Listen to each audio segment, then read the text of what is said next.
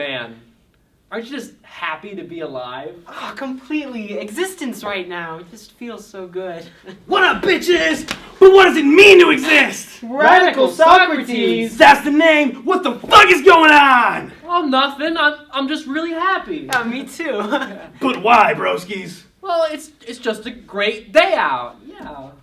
What about us making it so great, huh, douche pooches? The weather, I guess. Yeah. But what about the weather's making it great? Isn't it just some fucking belief without a way to confirm it? Isn't that right, my sizzlers? Yeah. Well, I just feel happy. You know, just like a general feeling of pleasure and goodwill. Au contraire, crotch shuttles. But how do you know what happiness truly is? What's a crotch shuttle? I think what's important, Radical Socrates, is that he is happy, and his own personal set of requirements for happiness is being met. But, my man, why is it important for him to be happy? Can't he be just as present and human without the feeling of happiness? Put that in your bong and light it up, shit giblets. Well, I still know I have a good feeling, and that must count for something, right? But how do you know anything? What the fuck even is knowledge, huh, nutsacks? Oh, my doctor says I can't have existential crises between meals. Why do you have to do this, Radical Socrates? Because true knowledge exists in knowing that you know nothing. Because fuck you, that's why.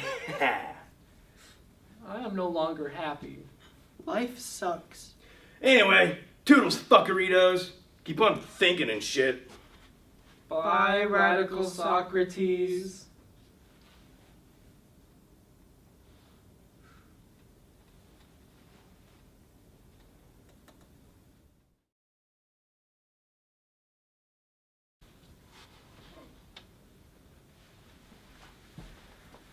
Good evening, Fairfield Middle School. Welcome to the annual spring dance. Let's give a hand to our DJ, huh? All right, well, without further ado, enjoy. But don't forget to leave room for Jesus. Amy, Yeah? do you want to dance?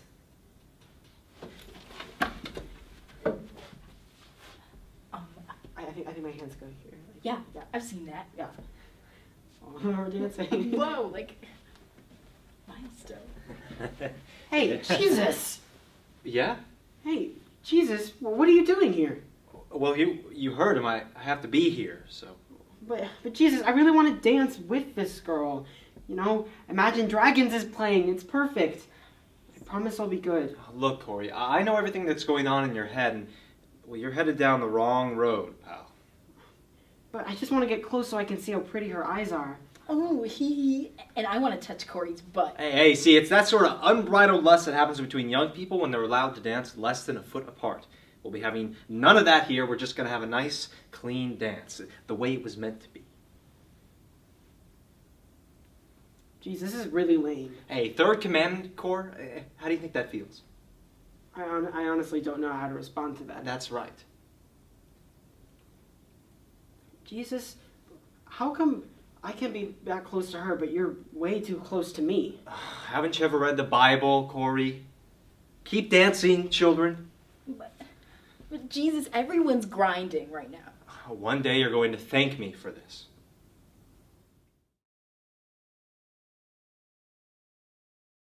Good evening. Tonight on our program, Branches of Genius, an exploration of the lives and upbringings of revered scientific and philosophical minds. Every scientific genius held in the pantheon of greatness had a sibling that challenged and inspired greatness in the family. Tonight's episode, a look inside the relationship between famed scientist and mathematician Isaac Newton and his older brother, Greg. Greg, look what I made with Father's extra lenses. A dildo for your butt? No, it's a telescope. Awesome. What's it for? It's so we can see the stars from right here where we're standing. Can I use this to look at titties? No, it wouldn't work. Then it sucks. Not my lenses! Young Isaac scorned his brother Greg and said nothing to him at dinner. In his laboratory, Isaac took his shattered telescope and returned to the writings of Danish astronomer Johann Kepler, over which he pored until the early hours of the morning. Fearing retribution from the Catholic Church and, of course, his brother Greg, Isaac built a second telescope using mirrors instead of lenses. Centuries later, Newton's reflecting telescope is the basis of all modern telescopes. Greg, look, I made a new telescope. Does it still suck? I used mirrors this time. Still sucks. Ow! Why did you throw an apple at my head? I didn't throw it. I dropped it. Unwittingly, Greg had unleashed the forces of history and let slip a tide of discovery. In his act of petty and inexplicable violence, Greg had demonstrated the distinction between all forces and a single unseen force, gravity. Isaac looked at the apple, gazing with wonder. In his diaries, we see how his discoveries cascaded from there. Greg is such a douchebag. Today, he gave me a swirly and it totally fucked up my new powdered wig. As I was drowning, I created a formula to calculate the strength of the flesh, and I discovered that force equals mass times acceleration.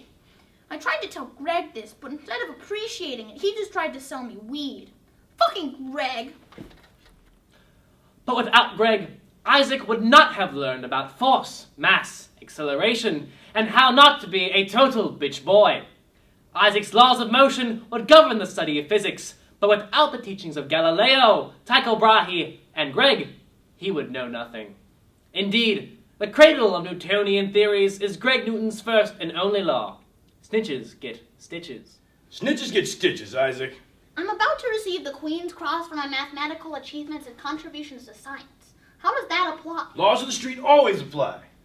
You nervous? A little. Don't be. Everyone else out there's a stupid nerd, like you. Just relax and be yourself.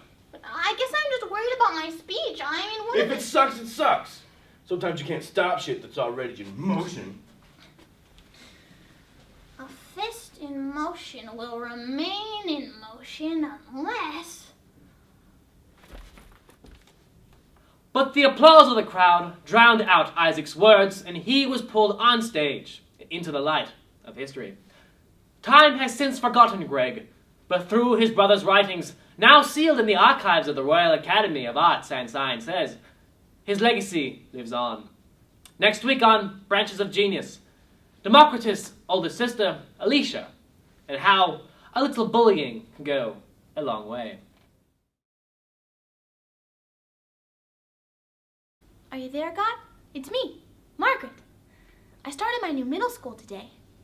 There seem to be some nice people, but I don't know any of them very well. How am I going to make friends? Suppose they already have all their friends. Please, God, please let my middle school be not quite so horrible. Thank you. Are you there, Margaret? It's me, God.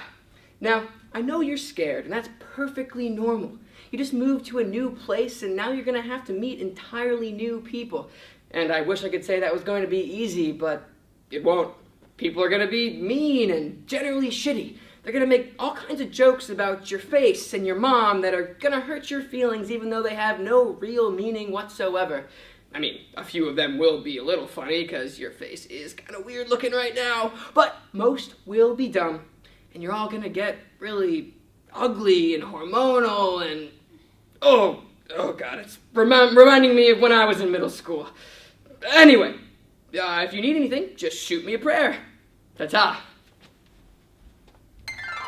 Are you there, God? It's me, Margaret. I still haven't gotten my period yet, and I'm really, really worried. I mean, I'm already 12. Nancy and Janie have already gotten theirs. Why haven't I gotten mine? Suppose I never get mine. Suppose I'm the last girl in the entire school to get hers. Gretchen can't get hers before me. Please, God, please let me get mine soon. Thank you. Are you there, Margaret? It's me, God. Margaret, we've talked about this. You've asked me this exact same question 13 times already. As we've discussed, this is a natural process, and you're just going to have to wait patiently for your body to be ready. And I know you don't want to be patient, Margaret. I know that. You've been asking me when you're going to get your period for 5 months. 5 months, Margaret. Why are you so eager to get your period anyway, huh? It's not that great. It hurts, it's gross, and it's really not going to help you out right now, so I suggest you forget about it, okay? Okay. Well, if you need anything, just pray at me. Bye-bye. Are you there, God? It's me! I know it's you, Margaret! It's always you! Nobody prays as much as you do, Margaret! No priests, no rabbis, no pastors, not even the fucking Pope prays as much as you do, Margaret! I know you're sad about your shitty middle school existence, Margaret, but there are worse things in this world than your developing body! There's the Zika virus, there are wars, there are 60,000 homeless people in New York City alone, so I don't want to hear any more about your shitty middle school, okay? Okay. Okay. You know what? I'm gonna go listen to people repent, so.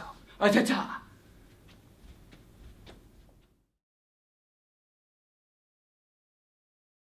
Well, my love, I know how busy you've been recently, so I did as you suggested and hired a maid. Let me introduce you. Amelia. Nice to meet you. My name is Amelia Bedelia. Well, it's a pleasure to have you, Amelia. How may I be at your service today? Well, you can start by drawing the blinds. It is much too bright in here. Yes, ma'am. This is a wonderful surprise. Now I can have time to take care of the baby. Thank you, my sweet. Oh, you're welcome.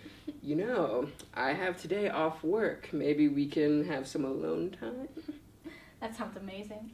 I'll just tell Amelia to put the baby down for a nap, and then we can have some much-needed time together. Okay. Done. The blinds are still open. What is this? I drew the blinds. Oh. Oh, no, I meant close the blinds. Oh, why, yes, of course. Is she foreign? Not that I know of. What next? Here, Amelia, if you could just put down the baby, that would be great. All right, we'll be back. Thank you. Thank you. Sorry, I have to follow orders. Oh, Amelia, never mind. I just remembered we have a mommy and me class in 10 minutes. Don't we, little girl? Okay. Oh, Amelia, I have a package arriving this afternoon. If you could just keep your eyes peeled, that would be great.